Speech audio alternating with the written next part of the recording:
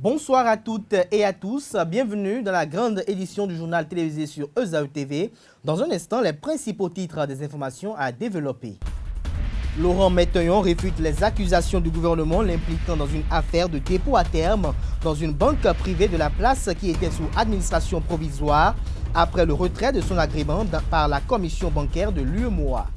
Les opérations d'enrôlement dans le cadre du recensement administratif à vocation d'identification de la population RAVIP se poursuivent à Cotonou et sur l'ensemble du territoire national. À suivre dans cette édition, les assurances des membres du comité de pilotage du RAVIP. Quelques minutes avant le départ de la délégation béninoise de football pour le Congo-Brazzaville, cet après-midi à l'aéroport international Cardinal Bernardin Quentin de Cotonou, le président Anjorin Moucharaf s'est prononcé au micro de nos reporters sur l'avant-dernier match amical avant la confrontation du Togo. Papa. Oui, ma fille. Tu sais, je t'ai dit qu'après mon bac, je veux devenir journaliste reporter d'images, non? Papa, tu penses m'inscrire où? ESAE. ESAE, papa. Waouh! Maman, maintenant que j'ai eu le bac, je veux faire les finances et trésors. Tu comptes m'inscrire où? ESAE, mon fils. ESAE? Oui, maman! Papa, Oui. tu sais qu'après mon bac, je veux être diplomate, non? Et tu comptes m'inscrire dans quelle université? Mais ESAE, naturellement. ESAE?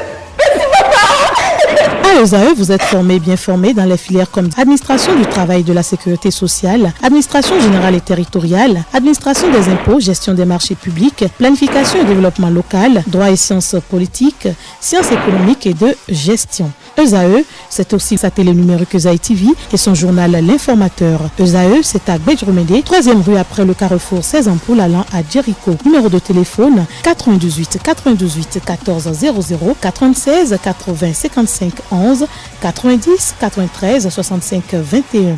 ESAE, l'excellence a un nom. À nouveau, bonsoir. Le Conseil des ministres du jeudi 2 novembre 2017 a révélé un scandale à la Caisse nationale de sécurité sociale impliquant Laurent Metteillon, président du conseil d'administration de la Caisse au moment des faits. Selon le compte-rendu du conclave gouvernemental rendu public, les dirigeants de cette structure qui gère les fonds de pension de retraite des travailleurs ont effectué un dépôt à terme en DAT dans une banque privée de la place qui était sous administration provisoire après le retrait de son agrément par la commission bancaire de l'UEMOA. Une décision qui aurait été prise contre le versement de commission d'un montant d'environ 72 millions de francs CFA au profit des dirigeants de la CNSS. À cet effet, ESAE TV s'est rapproché de l'un des mis en cause, Laurent Metteillon, qui fait la une d'ailleurs des journaux depuis la semaine dernière, afin de recueillir ses impressions sur ce dossier, tout aussi sulfureux que ténébreux. Pour le secrétaire général de la FECETRA Finance, son implication dans cette affaire n'est que pure diffamation. C'est une situation en fait qui avait déjà commencé depuis juin 2017 lorsque j'étais intervenu au sujet des concours frauduleux de la CNSS où des journaux comme l'Indépendant avaient déjà titré qu'il y avait eu des scandales sous ma gestion au niveau de la CNSS. Je l'avais banalisé parce que ceux qui avaient écrit, ce n'était pas signé. Lorsque par les articles, c'est signé AA, par exemple. Donc, par rapport au problème de la banque, je me dis que la banque n'était pas en difficulté.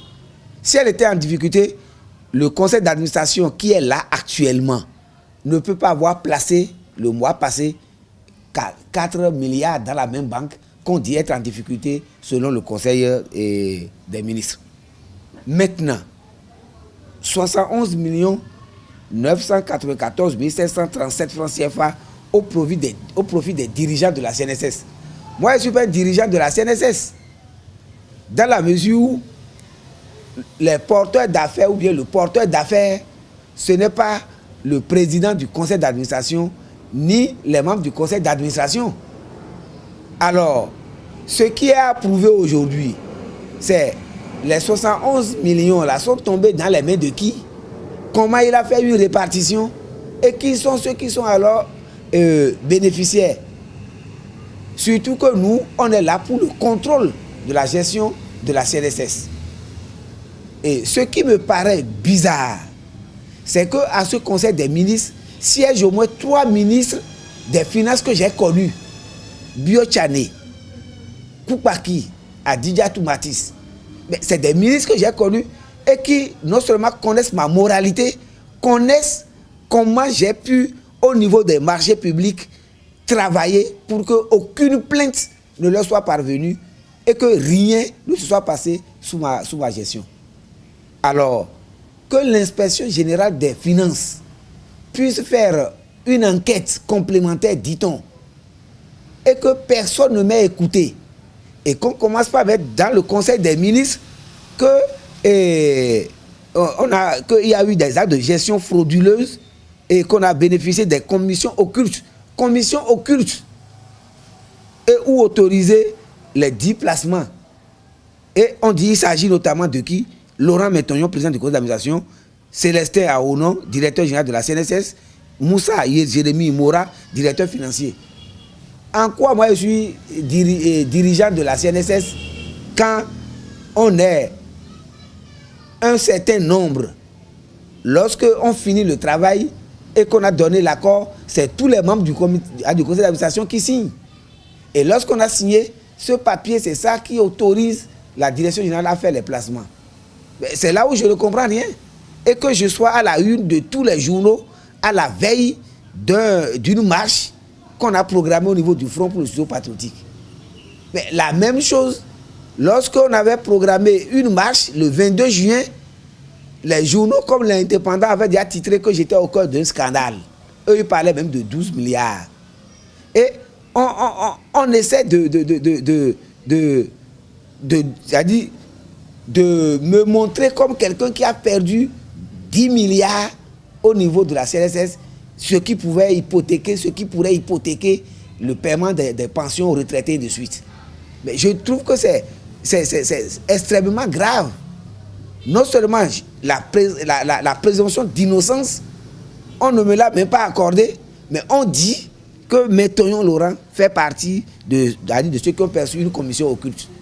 Commission occulte, et on connaît même un montant précis et autres. C'est ça que je ne comprends pas.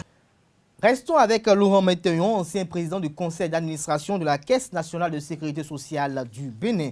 Dans son intervention au micro de nos reporters, l'homme a dévoilé la procédure adéquate qui s'observe à la CNSS avant tout placement dans une banque de la place. Suivons-le pour plus de précisions. On dit que la BIBE était en difficulté au moment où le conseil d'administration que j'ai dirigé a fait son premier placement le 17 septembre 2014. Mais je m'étonne parce que l'agrément n'a pas été retiré à la banque. Il y a eu même nomination d'un directeur général au niveau de la BIBE. La Caisse nationale de sécurité sociale ne fait que des placements et dans 11 banques du Bénin. Alors, lorsqu'on dit que le seul intérêt, c'est pour les commissions, je me dis, mais en quoi cela regarde Metognon Laurent, qui n'est que le président du conseil d'administration? Alors, comment se fait au niveau de la CNSS les placements? La procédure. L'offre de demande est adressée au directeur général de la banque et de la CNSS. Donc c'est le directeur qui reçoit la demande d'offre. Et pour la demande que nous avons eue en août 2014, le directeur a annoté ce courrier à son assistant et à son directeur financier et comptable. Et il a bien dit de faire la procédure en direction de la banque, de négocier le taux. Donc, ceux qui prennent contact avec les banques qui envoient des demandes d'offres, c'est la direction générale et c'est normal, c'est son travail. Puisque c'est là où il y a les techniciens. C'est eux qui analysent le risque. C'est eux qui voient si la banque est viable. C'est eux qui, de par la politique de placement au niveau de la CNSS, juge de la rentabilité. Donc, c'est le premier niveau de placement d'abord. Donc, lorsque eux ils reçoivent la demande d'offre, c'est eux qui font le premier travail. Le directeur général, son directeur financier comptable, son directeur adjoint et d'autres techniciens, c'est eux qui donnent l'avis favorable. Et c'est cet avis favorable motivé qui est envoyé en communication à tous les administrateurs. Le premier rôle que fait le président du conseil d'administration que je suis, c'est de convoquer la session extraordinaire pour connaître du dossier. Et lorsque la session extraordinaire est ouverte, c'est d'abord la direction qui présente la demande d'offre. C'est l'administration qui motive. Et lorsque eux ils finissent, il y a un débat qui se fait au niveau des administrateurs. Le président du conseil d'administration que je suis ne fait que la synthèse de ce qui apparaît comme majoritaire, puisque ma voix n'est pas prépondérante. Et lorsque on finit, le conseil d'administration autorise alors la direction à faire le placement auto-retenu. Pour le cas de la BIBE, c'était à un taux de 6,80%. Lorsque le travail est fini, la décision prise, il y a un procès verbal qui est établi qui rend compte au ministre de tutelle des décisions qui ont été prises au conseil d'administration extraordinaire. 10 jours après, si on n'a pas de contestation, ça veut dire qu'on a fait du bon travail. Quelques jours après le démarrage du recensement administratif à vocation d'identification de la population RAVIP, bon nombre de Béninois résidant à Cotonou et environ restent perplexes. Malgré les innombrables communications effectuées dans la dynamique d'éclairer l'opinion publique, le paradoxe demeure. Je vous invite à suivre les inquiétudes de quelques citoyens lambda, suivis de l'assurance d'un des membres du comité de pilotage du RAVIP. Mi deo se a meni e ka henwe ne wa wena yi yi kole do we ma me o dagbe mi ton jembe de e we zo do na yi ni kole do we ma me maman kun je no me amasi iblo ne nu kun we na mo jeme tenwi ne wi ton chobo na kwe do mi gbe iblo. À ce jour, le plan de communication institutionnelle nous a permis de rencontrer toutes les congrégations religieuses, les autorités morales, toutes les communes du Bénin, toutes les conférences administratives départementales pour partager le bien fondé du recensement administratif à vocation d'identification de la population. Une fois cette opération menée, avec la certitude que l'information d'une manière transversale a été déjà à la base, nous sommes engagés dans un partenariat certainement avec la presse. Les équipements qui doivent servir à cette opération sont tous sur le territoire béninois. Le site central situé bâtiment Dossa, au Hall des Arts, premier étage, est fait prêt, équipé aux normes capables d'accueillir la base de données du RAVIP. C'est consultable. Toutes les tablettes dont on a besoin pour cette opération sont acquises, calibrées, prêtes à être déployées sur le terrain. Les opérateurs kits qui doivent s'occuper de qui doivent utiliser ces tablettes pour l'opération, la présélection est terminée. Sport à présent dans cette édition, souvent annoncé avec les écureuils, mais jamais au rendez-vous. Yannick Aguemon, l'ailier droit franco-béninois, ne va pas effectuer sa première apparition sous les couleurs du Bénin à l'occasion de la rencontre amicale contre le Congo. Anjorin Moucharaf, le président de la Fédération béninoise de football, l'a annoncé au micro de nos reporters quelques minutes ce matin avant le départ de la délégation béninoise pour Congo-Brazzaville cet après-midi à l'aéroport international Cardinal Bernardin Gantin de Cotonou. Le président Anjorin Moucharaf a également précisé qu'il s'agit de l'avant-dernier match amical avant la confrontation avec le Togo. Suivons ensemble Anjorin Moucharaf, président de la Fédération béninoise de football, pour plus de précision. Nous faisons cet exercice de permettre à l'encadrement technique de jouer autant de matchs possible pour pouvoir choisir l'équipe la meilleure qui pourra nous permettre de faire le hold-up à Lomé en 2018. Yannick, actuellement, il n'est pas de la partie et pour des raisons qui lui sont personnelles. Et comme aujourd'hui, nous sommes en train de faire un exercice, nul n'est indispensable. Il aura le temps de revenir, mais pour le moment, l'entraîneur va utiliser les joueurs qu'il a sous les mains. Mais ce que je peux vous rassurer, c'est que nous faisons un travail académique et que dans les 10 ans à venir, eh bien, le Bénin sera une nation du football. Nous jouons le Congo le 8, nous jouons la Tanzanie le 12 à Cotonou. Et il faut ajouter que les écureuils du Bénin reçoivent leurs homologues de la Tanzanie le dimanche prochain à Cotonou, après la rencontre face au Diable Rouge du Congo le mercredi 8 novembre prochain au stade de l'Unité de Brazzaville.